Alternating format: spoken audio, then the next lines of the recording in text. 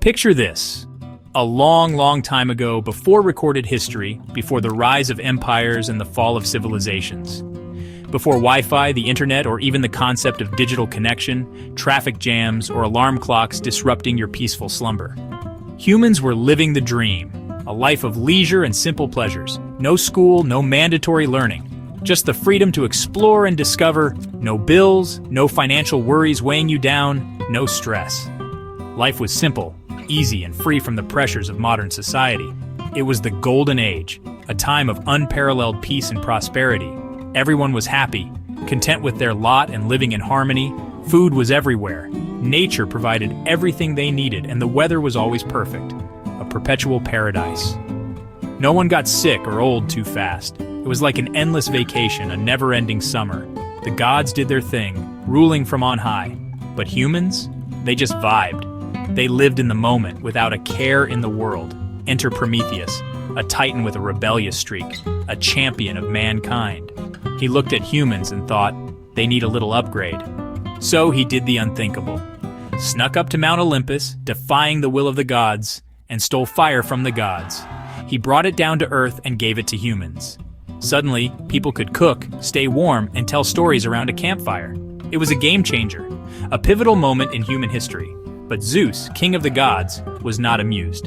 He saw Prometheus's gift as a challenge, a direct act of defiance against his divine authority. And when gods get challenged, things get interesting. And by interesting, I mean disastrous. Prometheus's bold move set everything in motion. The world was about to change, big time, and not in a good way. The age of innocence was coming to an end.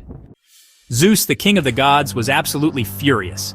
His anger was a storm about the stolen fire, a transgression that could not go unpunished. He wanted payback, a reckoning that would resonate throughout eternity.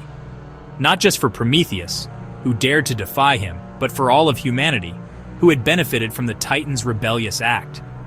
So, with divine cunning, he hatched a plan, a scheme of epic proportions, to create the first woman, Pandora, a being unlike any other. Hephaestus, the god of crafts and master artisan, sculpted her from earth and water, breathing life into clay. Then the gods, each in their own way, gave her gifts. Athena, goddess of wisdom, taught her skills and imparted knowledge. Aphrodite, the goddess of love, gave her beauty, a captivating allure. Hermes, the messenger god, gave her curiosity and a clever mind, a gift laced with mischief. Pandora was all gifted, a masterpiece of divine craftsmanship, stunning, a vision of ethereal beauty, smart and impossible to ignore, a presence that commanded attention.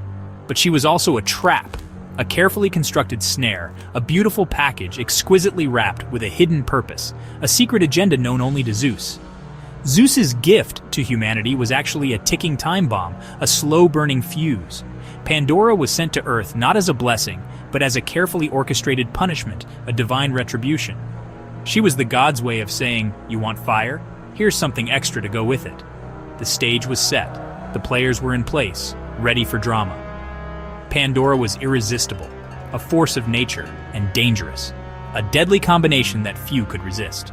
The gods watched from their lofty perch on Mount Olympus, waiting for the chaos to unfold, eager spectators to the drama.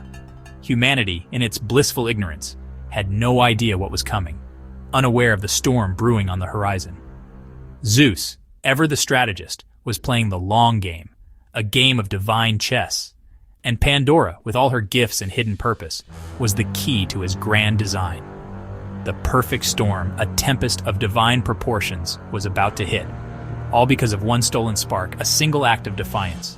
Let the drama begin, let the games commence. Zeus didn't just send Pandora to Earth as a peace offering or a gesture of goodwill. He gave her a mysterious container, a beautifully crafted object filled with the unknown. Some say it was a box, intricately carved and bound with secrets. Others a giant jar, a massive vessel holding untold power. Let's just call it the container, a vessel of mystery. It came with one rule, a very clear and simple instruction: do not open this.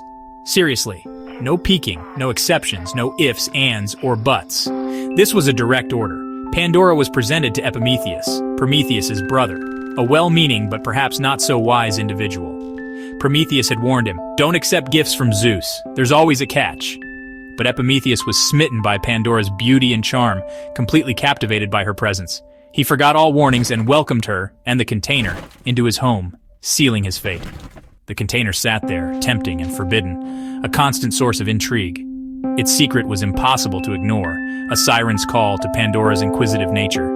Pandora's curiosity grew every day, fueled by the mystery and the explicit prohibition. The gods had set the perfect trap, a carefully orchestrated scheme to test humanity. The container was more than a gift. It was a burden, a ticking time bomb of the unknown. It was a test, a challenge to their willpower and obedience.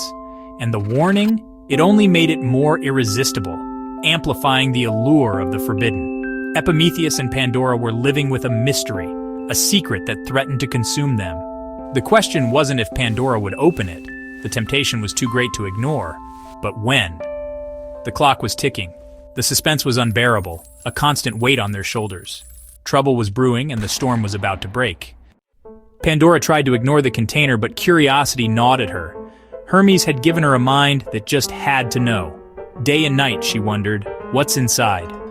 She told herself to leave it alone, but the urge only grew. It was the ultimate forbidden fruit. The temptation became too much. One day she couldn't resist any longer. Her hands shook as she reached for the lid. She looked around. No one was watching. Just a tiny peek, she thought. She lifted the lid. Just a crack.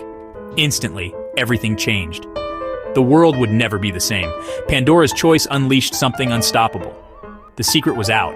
There was no going back. Curiosity had won. The consequences were about to hit. All for a single, irresistible question. What's inside? The moment Pandora opened the container, whoosh! Out flew every bad thing imaginable. Sickness, pain, jealousy, greed, old age, sadness, all the world's troubles burst out. The Golden Age ended in an instant. Humanity was hit with misery, struggle, and hardship. Smiles faded, laughter turned to sighs. Life became difficult. Work, conflict, and sorrow spread everywhere. The party was over, all because of one moment of curiosity. The world was no longer perfect. People faced challenges they'd never known. The gods' trap had worked. Pandora was devastated. The damage was done. The world was changed forever. The cost of curiosity was high. Humanity had to adapt. The age of ease was gone. Now, survival meant facing the darkness. Pandora was horrified by what she'd unleashed.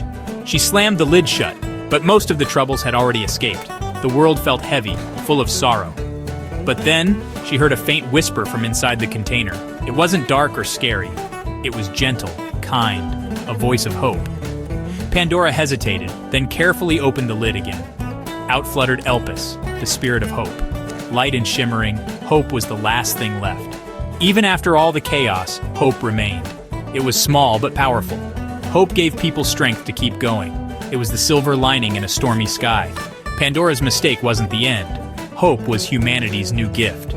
The world was tough, but not hopeless. Even in darkness, hope survived. That made all the difference. Hope was here to stay.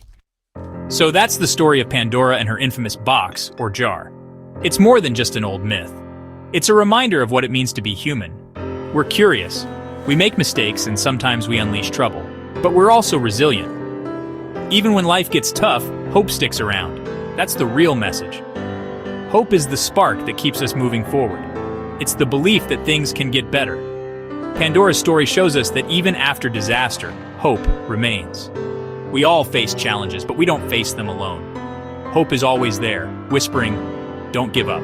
It's the light in the darkness, the reason we keep trying. So next time life feels overwhelming, remember Pandora. Remember that hope survived. It's the gift that never leaves us. That's why this story still matters. Hope is legendary, and it's ours to keep.